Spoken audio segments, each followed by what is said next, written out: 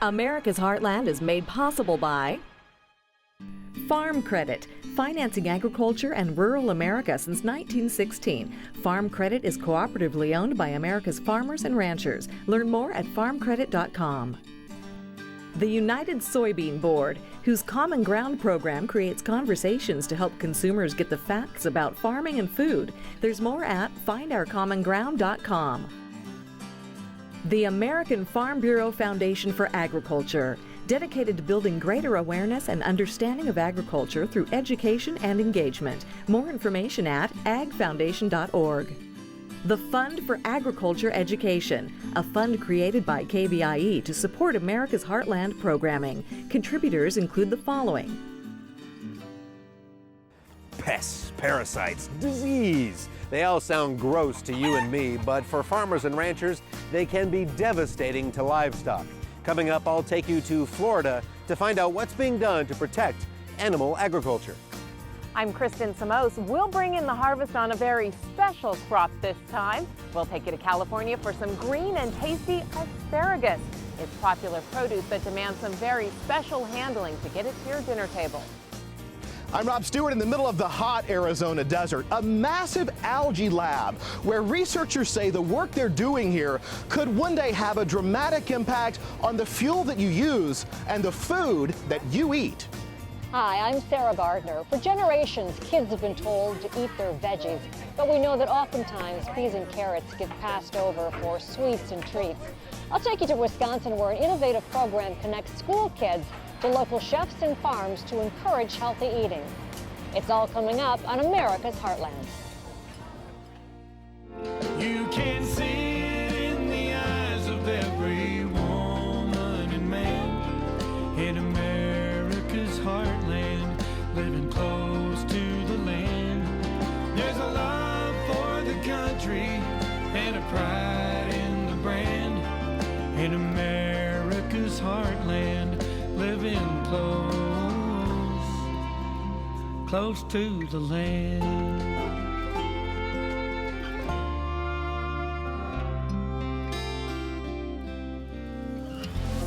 Imagine you're a small business owner and you've got hundreds of thousands, maybe millions of dollars tied up in something that could be wiped out in the blink of an eye with little control over it. Well, that's what livestock owners face across the United States. And the threat is animal disease. Before it's ever meat on your dinner plate, that chicken, beef, turkey, or pork starts here. Across the Heartland, there are farmers raising livestock from Maine to California and everywhere in between. And just like us humans, animals are susceptible to illness and disease. Most can be treated if caught early enough by a veterinarian, but not always. And when that happens, animals end up at labs like this one near Orlando, Florida. This is the Bronson Animal Disease Diagnostic Lab. Today the team is doing a necropsy on a chicken to find out what killed it. One of the many things that happen here, all with the goal of protecting animal agriculture and ultimately our food supply. Agriculture has a $100 billion impact on Florida each year. It's the state's second largest economic driver after tourism. So it's a very big part of our mission to make sure that those animals are disease-free, they're wholesome if they go into the food chain, the horses are healthy. And there are certainly a lot of things out there that attack livestock, from chickens to horses to pigs, viruses, bacteria, you name it. Oh, not to mention parasites like this one. This is a Parascaris worm. It goes after horses, and it is not good. And some of these diseases could be devastating to the industry. So that's one of our missions in animal industry, is to protect the producers in Florida agriculture from these devastating type diseases. So when a dead animal, big or small, is brought to the lab, the necropsy is critical. So determining the cause of death can be very important to rule in and out what the cause of death was. Was this intentionally caused? Was this an accidental thing, feed contamination? Is it an infectious disease that may need some concentrated control efforts? The lab is just part of the protection profile for Florida agriculture. You'll find state field inspectors and veterinarians on location at horse farms, livestock markets, and even tourist attractions. Can you imagine what an animal disease outbreak would be like? It'd be pretty scary. Depending on what that outbreak is, yes. And it can be quite expensive to the state. They've estimated that if you had a 21-day lapse of time for a disease such as foot and mouth, that there could be up to $130 billion impact. Our inspectors inspect cattle at 10 cattle markets every week. They go to over 45 state and county fairs annually. So we're constantly looking for animal disease. Modern animal production methods can mean higher risk of diseases quickly impacting tens of thousands of animals on just one farm. Preventing disease from taking hold is a key piece of the puzzle when protecting animal agriculture. In Florida, that means testing on horses that get sold for racing. This is blood samples from equines, from horses that are from around the state of Florida, sometimes from other states. This testing is for equine infectious anemia, which is a regulatory disease. How many horses around the state are getting tested for this? Well, as an example, for equine infectious anemia, the program that we have in Florida that's been very successful, we used to have many more positive horses. It's very, very rare to get one now. And when there is an outbreak of a particularly infectious disease in a poultry barn, dairy farm, or anywhere in the livestock arena, this team must spring into action. We have to have a rapid response to contain and quarantine the disease. If we are not able to do that, that disease will spread rapidly in the matter of days. Could be in one county on day one, and a week later it could be in multiple states. A protection profile that stretches from the field to the lab with the goal of keeping our food supply safe. Whether it's on your dinner table or on your plant stand, it's a good bet that something in your house is grown or raised in Florida. Farmers and ranchers in the Sunshine State supply not only beef, pork, and lamb, they also raise more than 250 different crops. And Florida is one of the leading states in the nation for potted plants and hanging baskets. Welcome to the Arizona desert, and would you believe that we are surrounded by algae? This massive algae lab has researchers saying they found work that will have a huge impact on food and fuel.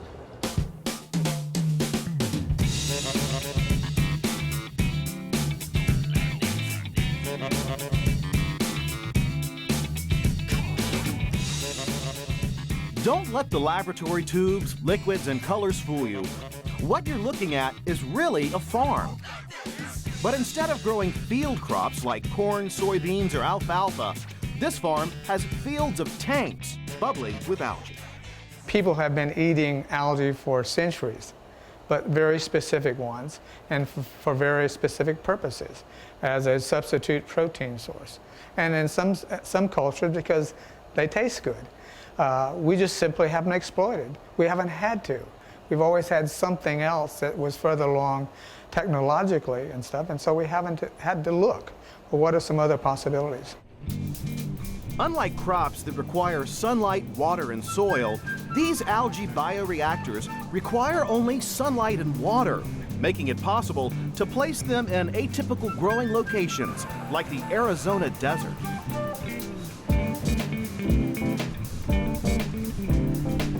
This 80,000-gallon facility is on Arizona State University's Polytechnic campus.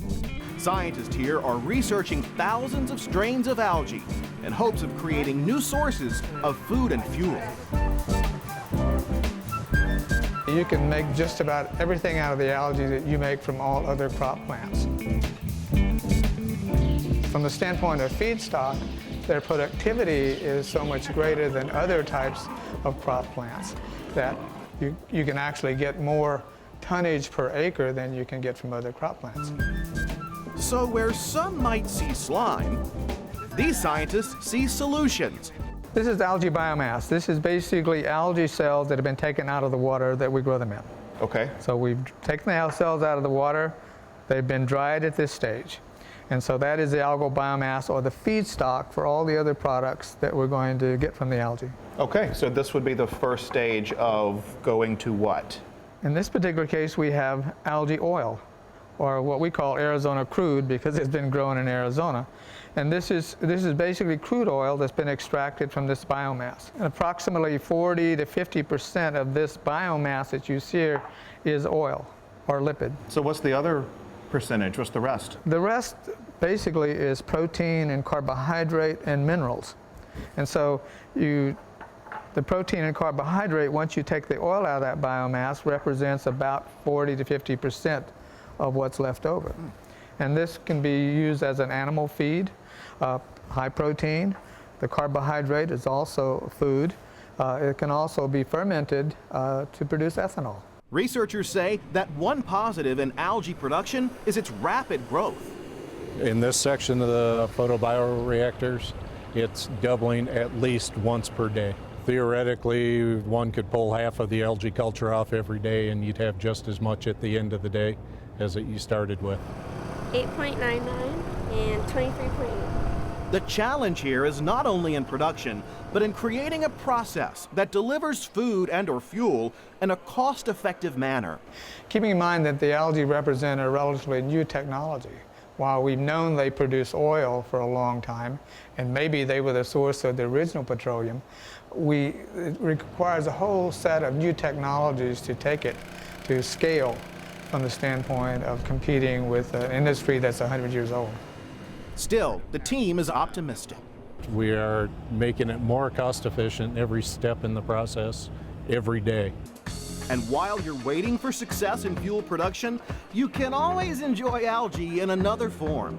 I have some algae cookies. Cookies? Are you serious? Of course, I'm serious. These are algae cookies that were made just for you. My wife made them. It's like a butter cookie. Better than that. An algae cookie. From an algae expert. Algae is used in more than food. The single-cell plants are important for some types of medications. There are more than 20,000 varieties of algae around the world. And you'll like this. In some parts of the Indian Ocean, one type of tiny sea algae can make the surface of the water glow at night. I'm Kristen Samos. Still ahead, we'll take you to California, where one farm is racing the clock and the weather to bring in their crops of asparagus.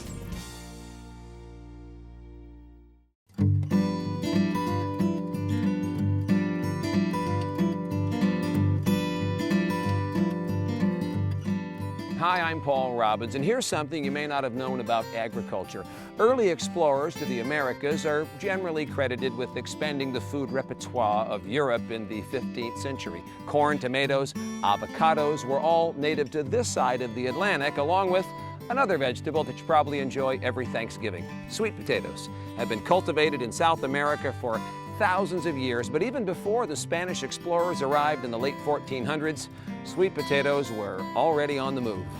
Historians say that sweet potatoes were being cultivated in Peru as early as 750 BC, and it's thought that early Polynesians, or ancient South Americans, spread the crop to islands in the South Pacific and then on to Asia.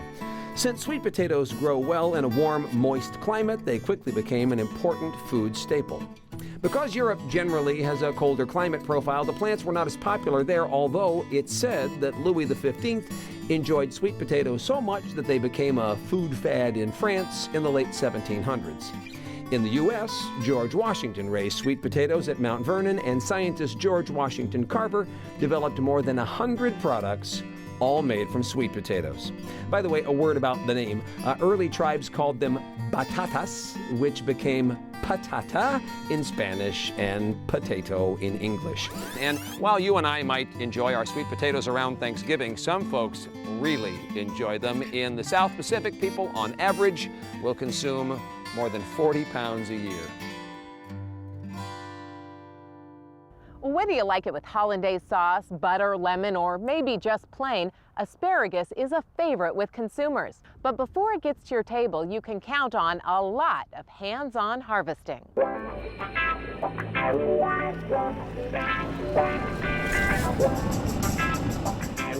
out. You know, it's demanding. We got to be here every day. We got to cut it. We got to pack it. There's not a day off. For the employees at Victoria Island Farms, a 7,000-acre island tucked into the delta waterways of California's Central Valley, March through May is asparagus harvest season.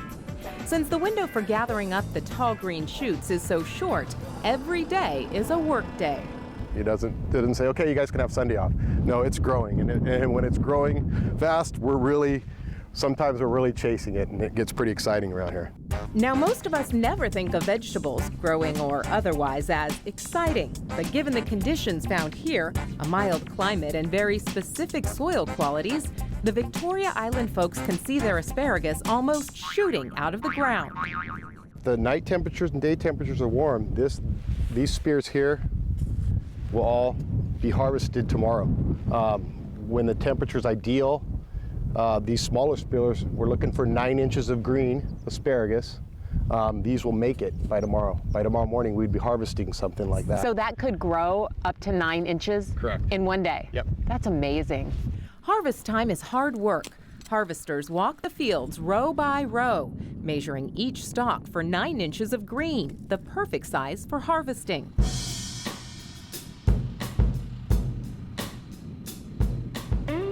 Workers bundle the asparagus and place it in bins. Once filled, the bins go straight to a packing shed where they begin the speedy journey from field to your dinner table. The asparagus we're cut this morning is hitting our shed right now. We'll be grading, sorting, packing that asparagus, hydrocooling it, getting in our cold box, and today probably we'll be heading out in trucks to chain stores across the country and locally, Northern California, Southern California. Inside the processing plant, another team of workers takes over. They'll sample, grade, and examine the quality of each spear heading for the consumer market. From there, the asparagus spears move on to conveyor belts and sorting lines. They'll be separated by size, length, and diameter. A bit of detail on farming asparagus. Smaller spears indicate a younger root. Asparagus is a perennial plant with roots that build and grow each year. So the larger spears may have been reproducing from the same growing cluster for as many as a dozen years. Now, any tips for consumers when they're picking out asparagus in the grocery store? Yeah, you're looking, if it's an all-green product, it shouldn't have any white on it, very little white on it. And you always look at the butts of the asparagus, the cut of the asparagus to see if it's not dried out.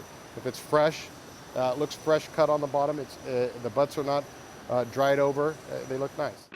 Well packed and preserved, asparagus can stay fresh in your refrigerator for more than a week. And here at the plant, each asparagus gets a fresh cut before it's sorted, graded, and packed. One final and important step in keeping the asparagus fresher longer is a device called the hydrocooler.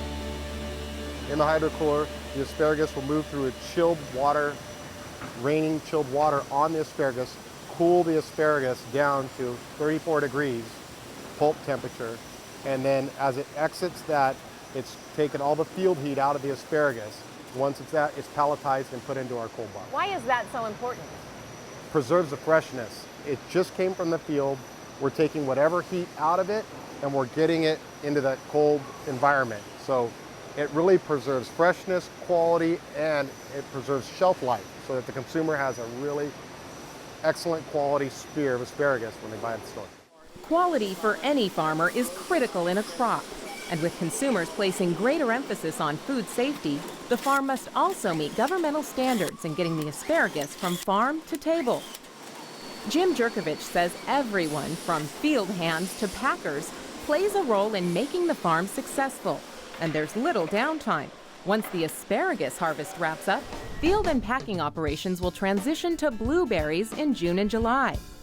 Since their start in 1987, Victoria Island Farms has grown into one of the largest producers of asparagus in California, with those tall green spears showing up on dinner tables in the U.S. and overseas. How does that feel to know that your product that you're working so hard on could end up in Japan?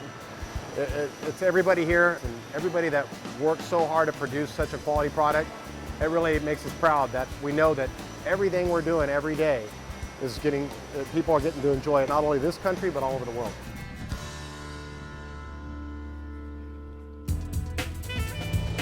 Asparagus is a popular vegetable grown all around the world, and we've been dining on asparagus for a long time.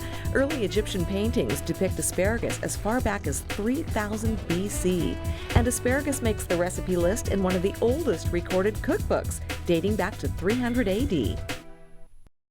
If you've ever visited a school cafeteria at lunchtime, you know that healthy choices are not always the first items that land on the kids' plate. Well, here in Wisconsin, area schools are getting a little extra help from local chefs and fresh ingredients from the farm.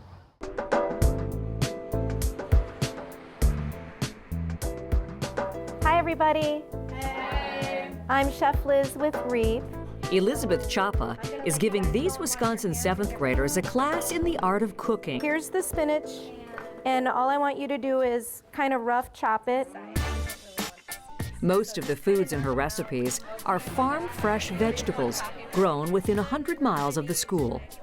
We live in an age of a lot of single-parent households, and it's rush, rush, rush, go, go, go. And I think that what we bring to the kids is an opportunity to slow it down, make a meal with local, healthy ingredients, and show that it can be easy. And when you finish, you don't always have to use all the dressing. You know what I mean? Put a little bit, toss it all together, see if it needs more. This class in Madison, Wisconsin is part of the National Farm to School program, organized and administered here by Wisconsin's REAP, or REAP Food Group, which stands for Research, Education, Action, and Policy. And it's not a demo, it's really the kids being able to get in there and chop the vegetables and cook them, and then share a meal with their friends and the guest chef, and celebrate food and learn some new skills and usually try some new things. You have a question? More than 100 students are involved in the cooking class, which allows the youngsters to prepare and then enjoy their culinary creations. My mom cooks with me, and I love cooking, so I'm glad that they make that. So the different types of vegetables and fruits that they're not familiar with, that really gives them an insight of just realize that there are a lot of different types of vegetables and fruits out there instead of just carrots or just corn or just strawberries. Yes! Joey Dunscombe is the executive chef of the Weary Traveler restaurant in Madison. He's also another contributor to the Chef in the Classroom program. He says it's been a rewarding experience. Like teaching the kids now, I mean, they're just going to grow into that. You know, hopefully my kids will be that group, you know, in that group of kids that says, no, even at 16, I'm going to go to the farmer's market. Dunscombe is also active in another REAP program, their Buy Fresh, Buy Local project. It's something I can find sporadically locally. I've got one guy that picks it. Working with a REAP coordinator, he plans his menus around meat and produce he can obtain from local farms. You know, it's a full circle type of thing, you know, we keep the money in the neighborhood, or at least in the community. With our current estimated numbers, we're over $3 million worth of local food being purchased from the farmer themselves. So it's pretty awesome. And in the program, we have a huge support. We have 37 different restaurants. Currently, we have 2 grocery stores, one being the neighbor of the Willie Street Co-op right to the Weary, and then we also have 2 healthcare providers. And there's another aspect to the REAP program, culinary training for adults. Radish is pretty dirty. Some of these folks are members of AmeriCorps, preparing fresh snacks for Madison's elementary school pupils. I really liked the concept of trying to get healthy local food into the schools and working with students who didn't necessarily have a background in growing food and gardening or in farming, and kind of helping bring that understanding of where our food comes from to them. REAP's Chef and Snack programs serve thousands of students in the Madison schools each week and provide a valuable market for fruits and vegetables from more than a dozen regional farms. And our local farmers are really excited. It's always fun to, approach a farmer and explain what we're doing and talk to them, and they're always so excited that their produce is going to feed kids in the schools.